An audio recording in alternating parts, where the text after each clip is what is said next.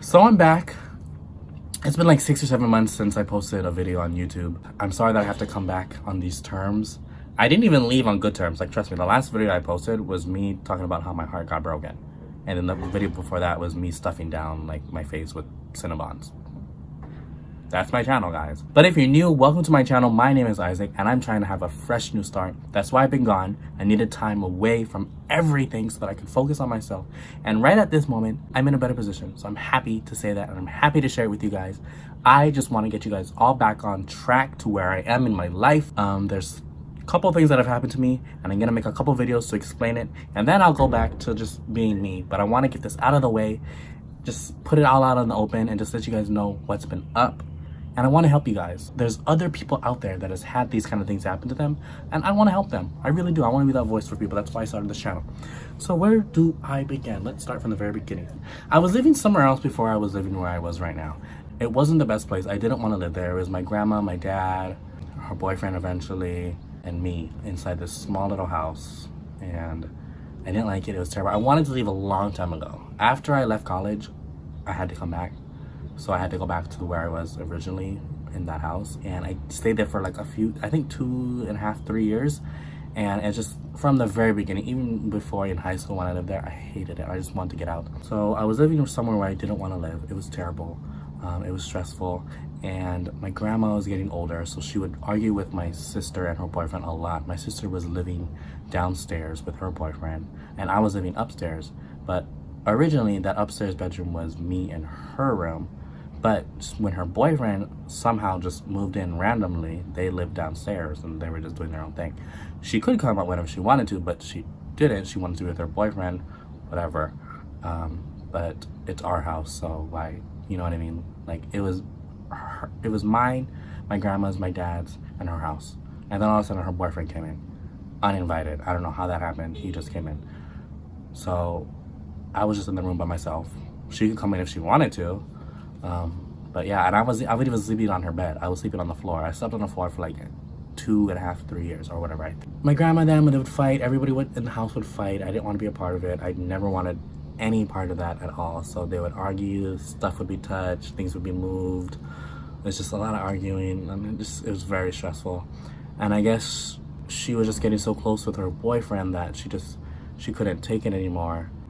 She just couldn't take it anymore. She wanted to like move back up in her room with her boyfriend. So hence, where would that leave me? So she was like, oh, you can just go downstairs, or just dumb shit like that, like saying just to get me out so that she can have the whole fucking house to her and her boyfriend.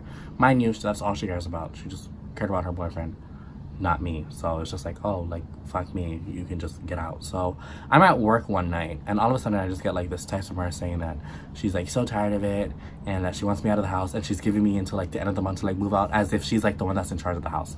Like, she was acting like she's the one in charge of the house and that I can get out. So I was like, what the fuck? No. So I was so pissed, I couldn't even fathom it.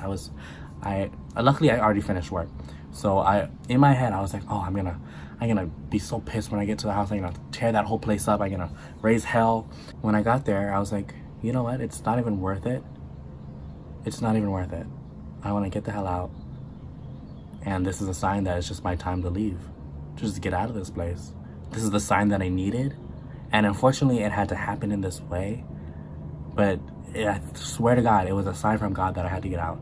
And my friends, my mom, were all telling me like, don't do it, don't do it. But in my heart, I just knew that I was gonna be okay. I had no idea what I was gonna do. I had no idea where I was gonna go. All I had to know was just, this was my shot and this was my chance for me to leave. So I got in the house, I packed up as much shit as I could.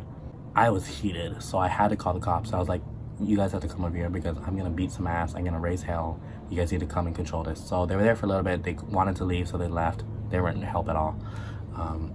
And I just got out. I didn't want to say anything to anyone. I just grabbed as much shit as I could. I got in my car and I left. I booked it. And I only went back like 2 or 3 times to grab like the rest of my stuff. But that's it. Another crappy thing is, anyone that is thinking of leaving their house or is getting kicked out, make sure you grab all of your valuables first. Okay? Grab all of your money, like your wallets, like your expensive stuff, things that you wouldn't want people to take, and make sure you have all of that first. I wish I did that. I lost my camera, my D7X Mark II, I don't know what happened to it. I don't know what happened to it. $800 and I spent another $200 on accessories. $1,000 gone. So I had a very good camera before this. Trust me, I was so happy that I got it. And now it's gone. I don't know what happened to it. It's just gone. When I left, I called my best friend. I told her what happened. I was trying to figure out what to do. She was there for me. I called my mom. I was letting her know what happened. She said I could come with her. And then all of a sudden she calls me back and she's like, no, you can't come with me. She was fighting with the boyfriend. So I was like, what the fuck do I do? So I ended up sleeping in my car, like far away, like where I used to live. I knew like a place where I could go. So I ended up sleeping in my car for a little bit. And then it was like super hot. It's so uncomfortable to sleep in your car. It's so uncomfortable to sleep in your car. Believe me. This is back before I had my new car. I was sleeping in another car, 2000 Honda. And then in the morning time, it was in the morning time the next day. I was like, oh my god, it's way too hot. So I actually went to Walmart because I was like, oh, a lot of people sleep at Walmart. It's kind of normal. It's like, and there's a lot of people there. No one's gonna see me. So I went to Walmart. I slept there for like a couple hours. And then I called one of my friends and she said I could stay with her. So I stayed with her for like maybe like a week. It did not go well. There's a whole separate story, whole separate video for that story. Oh my gosh, didn't go well. I was gonna stay with her. I gave them some money. I never got that money back. After her, I went to another friend and I stayed with them for maybe like 5 days or so because they were actually in the process of moving, but they were so sweet. They were so nice. I love and thank her so much. Her and her mom, they were so nice. After her, I went to one of my coworkers' house and then I ended up staying with her for like, I think 2-3 months. I think I stayed with her about 2 or 2.5 months. October, this is when it happened, maybe ending of October. And I moved out of her house in like February 1st. All in that time frame, it was a lot of stuff to go through and it was very stressful. And in essence, in conclusion, with all of this, it's a very stressful thing to go through.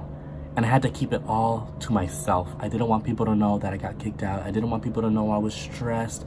I had to hold it in.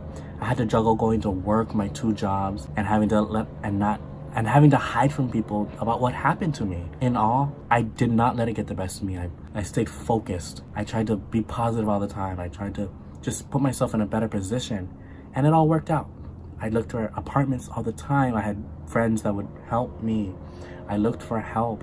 I stayed positive, and I know that with God, that everything was gonna work out. And all I had to do was just trust and believe that that it was gonna work out, and that it was gonna happen, and that this was something that needed to happen, something so hard and heartbreaking and just so stressful in order to get me to the next position in my life, the next step in my life that I needed to be. And I think that happens with a lot of things in life. I think that you have to go through that heartbreak. You have to go through that hardship in order to get to the next step. You have to be broken and teared down and thrown and beaten up in order to get to where you need to be. I think it just has to push you and push you and push you to where you can't take it no more until eventually you just do it. That was the #1 thing that happened to me that put me in a better position. And I know it sounds weird, but I'm glad it happened because it got me to where I am now. I have my own apartment. I have a new car. I have a better new job. Still have 2 new jobs, and I'm feeling much better. If this has happened to you, or if you know someone that has gone through this, just know you're not alone. I've done this, and I want you guys to know that you can reach out to me. I want you guys to know that if you're going through something like this, don't give up. Do not give up. It's gonna take a while. It could take months. It could take maybe even longer than that. But just don't give up. Know that it's gonna work out, and be around people that are gonna support you. Do not be around negative people that are gonna tear you down, because that's where I was for so long in my life. You have to be around the right people. And if you don't know where it is, find the right people. Make your life out to be around the right people. Do positive things. Live a fulfilling life. And if you don't know how, at least try to. At least try to.